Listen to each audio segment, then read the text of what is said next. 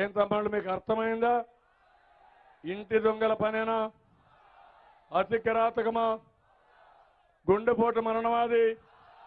గుండెపోటు అయితే తలలో నుంచి బ్రెయిన్ బయట వస్తుందా, మెదడు బయట వస్తుందా, తల పగిలిపోతుందా, రక్తం రూమంతా వచ్చేస్తుందా? ఎవరు చెప్తారు వీళ్ళు? ఎందుకు గుండెపోటు మరణం అన్నారని నేను అడుగుతున్నా. ఎంత దుర్మార్గం అంటే మొదటి గుండెపోటు, తర్వాత కంప్లైంట్ ఇస్తే పోస్ట్ మార్టంలో హత్య అంటే అక్కడి నుంచి ప్లేట్ ఫిరాయించారు. ఎక్కడే ఉంటుంది సాక్షి పేపర్? ఎక్కడ ఉంటుంది అది? ఆ సాక్షి టీవీ పనికిరాని టీవీ. మనమందరం ఎక్కడున్నాం? వాళ్ళ ఇష్ట ప్రకారం వేస్తారా టీవీలో? ఈ ప్రజలే మీకు గుణపాఠం చెప్తారు, గుర్తుపెట్టుకోండి. కబద్దార్ సాక్షి టీవీ. మీడియాకే చెడ్డ పేరు తెచ్చారు. మీ వల్ల మీడియాకే అప్రతిష్ట పాలైపోయే పరిస్థితికి వచ్చారు. ఇది ఒక పేపర్ అవినీతి పేపరు, అవినీతి టీవీ. తమిళలో ఇక్కడ చూస్తే 9:19 నిమిషాలకు అది గుండెపోటు మరణం అంటారు. తర్వాత పట్టుకుంటే అప్పుడు సిబిఐ ఎంక్వైరీలు మన మీద పెడతారు.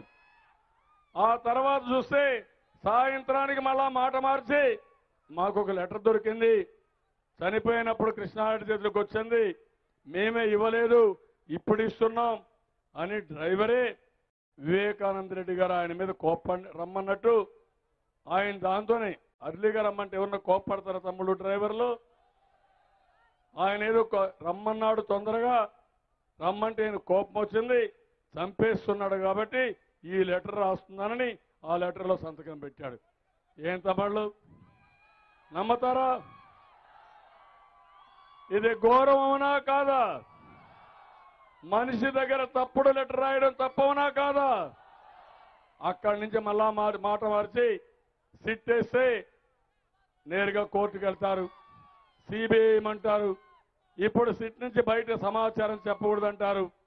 నేను అడుగుతున్నా, నేరాలు చేసేవాడి బుద్ధి ఎప్పుడూ నేరాలు చేయడం, కప్పిపుచ్చుకోవడం తప్ప ఇంకోటి లేదు. వీళ్ళు పోయారు, మన ఎలక్షన్ కమిషన్ దగ్గరికి వెళ్ళారు. A1, A2 ఆయన మహానాయకుడు A2 ఉన్నాడు. ఆయన ఫిర్యాదు ఇస్తాడు. మన మీద ఎలాంటి ఆరోపణ లేకపోయినా ఎన్నికల కమిషను వాళ్ళకి సంబంధం లేని డీజీని, ఇంటెలిజెన్స్ని 2 ఎస్పీలు మార్చేస్తారు. కనీస న్యాయం, కనీస ధర్మం. మేము అడిగాం, వీవీప్యాట్లు కౌంట్ చేయండి, ఎలక్ట్రానిక్ ఓటింగ్ మీద మాకు అనుమానాలు ఉన్నాయి. నేనే టెక్నాలజీ ప్రమోట్ చేశాను. మీ ఫోన్లో నేను వినొచ్చు తమ్ముళ్ళు, మీరు ఫోన్ వాడుతూ ఉంటే ఎక్కడి నుంచైనా ట్రాప్ చేసే అవకాశాలు ఉన్నాయి. ఇప్పుడు వాట్సాప్ అని కొన్ని యాప్లు కూడా వచ్చాయి.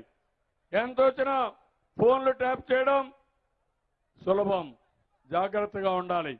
ఈరోజు ఈవీఎంలు కూడా అవసరమైతే మ్యానిపులేట్ చేసే అవకాశం ఉంటుంది. అందుకే ఆ రోజు నేను ఫైట్ చేసి దీనికి ప్రింటర్ పెట్టమని, ఆ ప్రింటర్లో వచ్చే ఓటు మళ్ళా బాక్సులో పెట్టమని, అవసరమైతే మళ్ళా కౌంట్ చేయమన్నాం. ఈరోజు ఇవన్నీ కూడా మనం కేసు వేసాం సుప్రీంకోర్టులో. నేను కానీ అన్ని రాజకీయ పార్టీలు వేశాం. 70% రాజకీయ నాయకులు అందరూ పెట్టారు. ఓట్లు వచ్చి అందరం కూడా పెట్టాం, ఒక్క బీజేపీ తప్ప. ఎందుకు కౌంట్ చేయరని అడుగుతున్నా. మీరు ఓటేశారు, ఒక బ్యాలెట్ బాక్స్లో పడుతుంది, మీరు వచ్చేస్తారు. అవి కౌంట్ చేస్తే డౌట్ ఉంటే అనుమానాలు నివృత్తి అవుతాయి. అది కూడా చేయనంటున్నారు. మళ్ళా సుప్రీంకోర్టు తొందరలో నిన్నబోతుంది. ఏం తమ్ముళ్ళు, ఇది కరెక్ట్గా చేయాల్సిన అవసరం ఉందా లేదా? మన ఓటేసే వ్యక్తికి మనకు తెలియాలా లేదా? ట్రాన్స్పరెంట్గా ఉండాలా లేదా? ఇలాంటి పనులు చేసినప్పుడు ఈరోజు చూస్తే నేను చాలా గట్టిగా చెప్పాను. నేను తమాషాగా కూడా మీరు ఒకసారి చూస్తే నరేంద్ర మోడీ నా మీద దాడి చేశాడు. దేనికోసం? నేనేమన్నా స్వార్థంగా లైసెన్స్ ఇమ్మన్నానా, పదవులు ఇమ్మన్నానా, లేదంటే ఇంకోటి చేయమన్నానా? విభజన హామీలు నెరవేర్చమన్నాను, మీకోసం పోరాడాను, ప్రత్యేక హోదా ఇమ్మన్నాను, ఇవ్వకపోతే రాజీనామాలు చేశాం, బయట వచ్చాం, అవిశ్వాస తీర్మానం పెట్టాం, రాజీ లేని పోరాటం చేస్తున్నాం.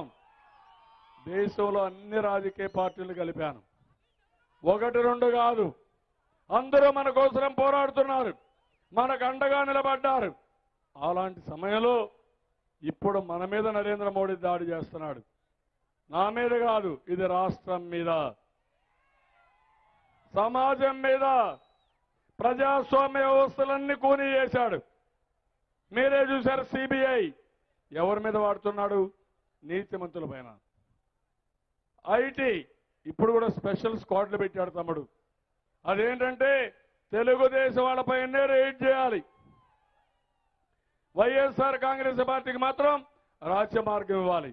ఎక్కడి నుంచి వచ్చాయా ఈ వైఎస్ఆర్ కాంగ్రెస్ పార్టీకి డబ్బులు? వ్యవసాయం చేసి సంపాదించారా? వ్యాపారం చేసి సంపాదించారా? మీరు గొప్ప నాయకులను మీకు డబ్బులు ఇస్తున్నారా? ఎక్కడి నుంచి వచ్చాయి? కేసీఆర్ పంపించారు, అవునా కాదా? నరేంద్ర మోడీ పంపించారు, అవునా కాదా? దేనికి పంపించాడు? ఈ ప్రజలను ఓడించడానికి, అవునా కాదా? ఇది ప్రజల గెలుపు, గుర్తుపెట్టుకోండి. మనం గెలిస్తే ప్రజల గెలుపు, నేరస్తుడు గెలిస్తే ప్రజల ఓటమి. ఈ విషయం మీరు గుర్తుపెట్టుకోవాల్సిన అవసరం ఉంది. తప్పుడు రాజకీయాలు చేస్తున్నారు, చాలా బాధేస్తుంది.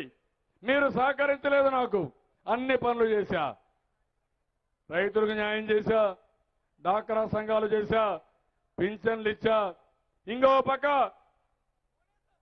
అందరికీ మీరు ఒకసారి చూస్తే పేదవాళ్ళందరికీ పెళ్లిళ్ళు చేసే బాధ్యత నేనే తీసుకున్నా. మొన్నటి వరకు 50,000 రూపాయలు